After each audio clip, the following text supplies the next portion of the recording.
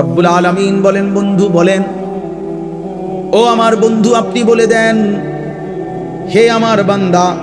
আল্লাহ বলতেছেন, আমার বান্দা শোনো না, তোমরা যারা এই পরিমাণ গুনাহ করেছো যে নিজের জীবনটাকে জুলুম করে শেষ করে ফেলেছো, জীবনে বলতে কোনো নেকি নাই, ডানে বামে কোনো নেকি নাই, গুনায় গুনায় ভরা জীবন তোমাদের পুরা ডুবে গেছে।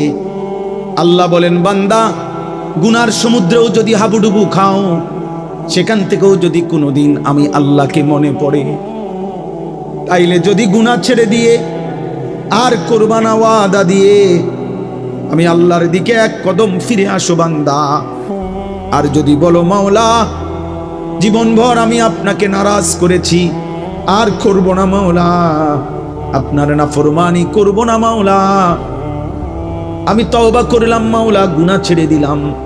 আল্লাহ বলেন, লা তাকনাতু মির রাহমাতিল্লাহ, আমার গুনাহগার নাফরমান বান্দা, আমি আল্লাহর রহমত থেকে নিরাশ হইও না বান্দা।